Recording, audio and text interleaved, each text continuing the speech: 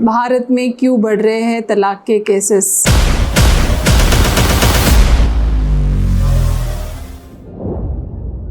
क्यों डिवोर्स के केसेस बढ़ते जा रहे हैं भारत में? सोसाइटी में आजकल इस प्रश्न ने सभी को चौंका दिया है, क्योंकि बढ़ते हुए केसेस देख के सभी को लग रहा है कि समाज में ये ऐसा क्या हो रहा है, कपल्स के बीच में, रिलेशनशिप में ऐसे कौन से इश्यूज़ है जो डिवोर्स तक लेके जा रहे हैं। आइए आज हम बात करते उसी महत्वपूर्ण विषय। कुछ दिन पहले मैं एक सोशल गैदरिंग में गई थी, जहाँ पे मैं कुछ पुलिस ऑफिशियल्स से मिली, जुडिशियल ऑफिसर्स भी आए थे, और उनसे जब मेरी बात हुई, कुछ मुद्दों पे डिस्कशन हुआ मैरिज को लेके, तो ये सामने बात आई कि डिवोर्स के केसेस बहुत बढ़ रहे हैं और फैमिली कन्फ्लिक्ट्स भी केसेस भी राइज हो रही हैं। तो ऐसे कौन से कारण हैं जिसकी वजह से समाज डिवोर्स की तरफ जा रहा है और शादियों में इतनी प्रॉब्लम हो रही है? बहुत कम समय में कपल्स तलाक तक पहुंच जाते हैं और उस प्रॉब्लम को सॉल्व करना ही नहीं चाहते हैं। ऐसे कौन से रीज़न्स हैं जिनके रूट तक कपल्स जाना नहीं चाहते? सबसे पहला और बहुत इम्पॉर्टेंट जो रीज़न है वो है अवेयरनेस। हर कपल अपने राइट्स को लेके बहुत अवेयर है, सेल्फ अवेयरनेस आ गया है। मेरे इमोशंस क्या है, मेरे राइट्स क्या है, इन सब चीज़ों के बारे में ज़्यादा जानकारी होना भी एक कारण है। रूरल और अर्बन एरियाज़ में बढ़ते हुए डिवोर्स के केसेस को देखते हुए दूसरा है अवेलेबिलिटी ऑफ ऑफिशियल फैसिलिटीज़, हम कह सकते हैं। लॉज है कपल्स के लिए बनाए गए या मैरिज के लिए बनाए गए, उन लॉज के बारे में ज़्यादा अवेयरनेस आ गई है कपल्स के बीच में या लोगों के बीच में, तो वो अपने राइट्स को लेके बहुत ज़्यादा जागरूक होते हैं। तीसरा है अहम फाइनेंशियल इंडिपेंडेंस। आजकल दोनों ही हस्बैंड वाइफ काम करते हैं और खुद फाइनेंस को मैनेज करते हैं, उनके पास अपना खुद का कमाया हुआ पैसा है, तो एक दूसरे के ऊपर जो डिपेंडेंसी थी, पहले शादियों में ऐसा होता था कि एक कमाता था और दूसरा घर चलाता था उस पैसों से, तो अभी आजकल वो भी नहीं रहा, एक दूसरे के ऊपर की डिपेंडेंसी ख़त्म हो गई है। तीसरा है इंटीमेट रिलेशनशिप में कमी या इमोशनल अटैचमेंट की कमी दिखाई देती है। फिफ्थ है छोटे छोटे मुद्दों को लेके हमेशा फाइटिंग करते रहना। इसकी वजह से भी दूरियां होती है दोनों के बीच में, अंडरस्टैंडिंग कम होती है और छोटे छोटे मुद्दों को लेके लड़ाई होती रहती है।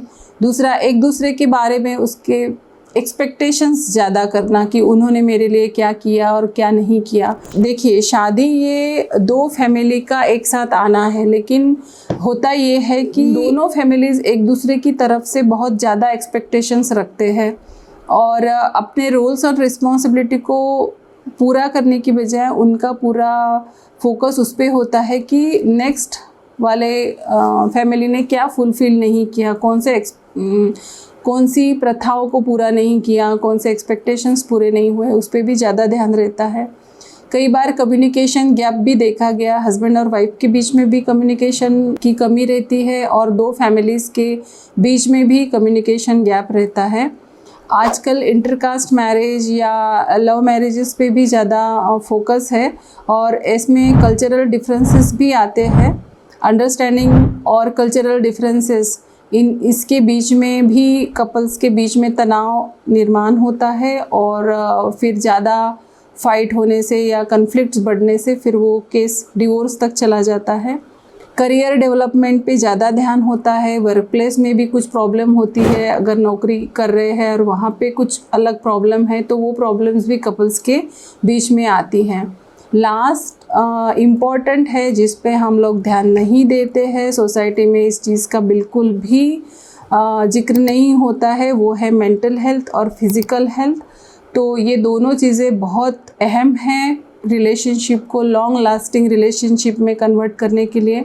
अगर आपका फिज़िकल हेल्थ में कुछ इश्यूज़ है, दोनों में से किसी का भी हो सकता है, तो इस पे भी ध्यान देना ज़रूरी है, जो कि निगलेक्ट किया जाता है कि वो रीज़न नहीं हो सकता है, लेकिन वो भी एक रीज़न है।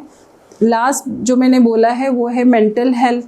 मानसिक आरोग्य जिसे बोल सकते हैं हम, तो इसमें अलग अलग चीज़ें होती हैं। तो ये भी एक अहम मुद्दा हो सकता है, कन्फ्लिक्ट होने की वजह हो सकती है हस्बैंड और वाइफ के बीच में। इन सारे रीज़न को ध्यान में रखते हुए हमें एक सवाल आता है मन में कि क्या आखिरी सॉल्यूशन है डिवोर्स?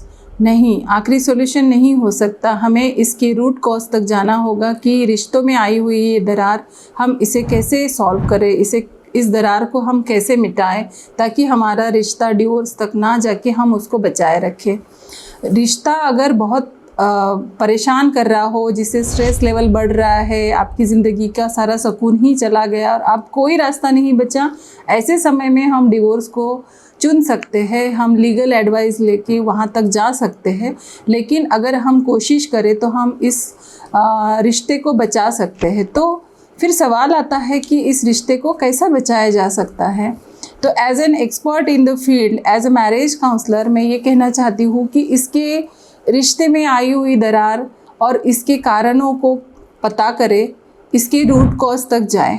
रूट कॉज तक जाने के लिए हमें पर्सनल लेवल पे और नेक्स्ट पार्टनर, मतलब हमारे पार्टनर के भी कौन से रीज़न हैं जिसकी वजह से हम इस नतीजे पे आए हैं कि हमें अलग होना है, तो ये रूट कॉज का पता लगाना होगा और उस विषय पे काम करना होगा। इसके लिए आपको कोई एक्सपर्ट इसमें हेल्प कर सकता है। रूट कॉज जब हम पता करेंगे, उसमें भी कुछ चीज़ें हमारे कंट्रोल में होती है, कुछ चीज़ें हमारे कंट्रोल में नहीं होती है।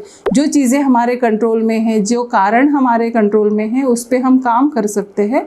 और जो हमारे कंट्रोल में नहीं है, जो हमारे नेक्स्ट पार्टनर से रिलेटेड चीज़ें हैं, फैमिली से रिलेटेड कारण हैं, उसके लिए हम किसी एक्सपर्ट की मदद ले सकते हैं। जैसा कि मैंने पहले कारणों में कहा था कि कुछ हिडन इश्यूज़ भी होते हैं, जैसे कि साइकोसोशल इशू है, साइकोलॉजिकल इशू है, एक सोशल स्टिग्मा मेंटल हेल्थ के प्रति होने की वजह से हम उस विषय पे भले ही बात नहीं करते, लेकिन एज ए रूट कॉज हमें उस तक पहुंचना होगा कि क्या ये कोई एक रीज़न है हमारे रिश्तों में जो दरार आई है उसके लिए। तो इसके लिए आप एक्सपर्ट के पास जाएंगे तो वो आपको साइंटिफिक अप्रोच कैसे करना है इस रिश्ते को बचाने के लिए।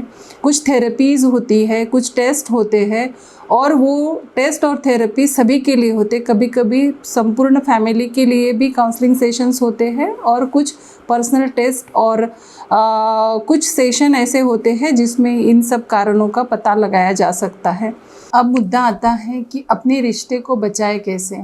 हमें उस कारण के रूट कॉज तक जाना चाहिए, ढूंढना चाहिए कि क्या रीज़न है। उसमें पर्सनल भी हो सकते हैं अपने, और अपने पार्टनर के भी हो सकते हैं, फैमिली के रिलेटेड भी कुछ रीजंस हो सकते हैं। अगर आपने डिवोर्स का रास्ता भी चुन भी लिया तो लास्ट में एक पॉइंट पे ज़रूर काम करें, वो ये है कि क्या मैं वो सेटिस्फेक्शन मुझे मिल सकता है अगर मैंने डिवोर्स ले लिया, क्या मुझे वो शांति मिल सकती है डिवोर्स के बाद जिसके लिए मैंने डिवोर्स लिया है।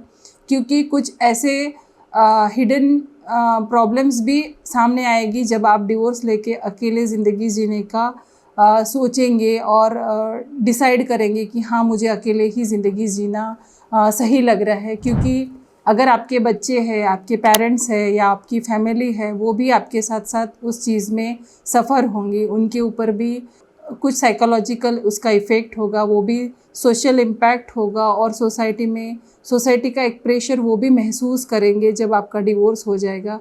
तो इतने सारे लोगों को एक सोसाइटी प्रेशर में डालने से अच्छा है कि आप अगर कुछ चीज़ों को कंट्रोल कर सकते हैं, आपके बिहेवियरल इश्यूज़ पे या आपके स्ट्रेस पे काम करके अगर वो प्रॉब्लम सॉल्व हो सकते हैं, तो आप एक्सपर्ट की मदद ज़रूर लें। उसके बाद भी जो प्रोसेस होता है पूरा डिवोर्स का, उसमें भी बहुत सारे लीगल एस्पेक्ट्स आते हैं, लॉज आते हैं, उसका पूरा नॉलेज आपको होना चाहिए, उसका खर्चा करने की आपकी पूरी तैयारी होनी चाहिए, क्योंकि ये लॉन्ग टर्म चलती है कई बार प्रोसेस। कोर्ट के अनेक ट्रायल होते हैं और वहाँ पे भी काउंसलिंग जैसी प्रोसेस से आपको गुजरना पड़ता है। बहुत कम केसेस में ऐसा होता है कि जल्दी से डिवोर्स उनको मिल गया है। तो ये सारी चीज़ें भी आपको सोचनी पड़ेगी। और सबसे लास्ट में कि बिना पार्टनर के पूरी ज़िंदगी भर रहना थोड़ा मुश्किल है। हर एक को कंपेनियनशिप की ज़रूरत पड़ती है, एक अच्छे पार्टनर की ज़रूरत पड़ती है। और बाकी जो इमोशनल रिक्वायरमेंट होती है या नीड्स होते हैं अपनी लाइफ के, उस नीड को फुलफ़िल करने के लिए एक अच्छे पार्टनर की हमें ज़रूरत पड़ती है।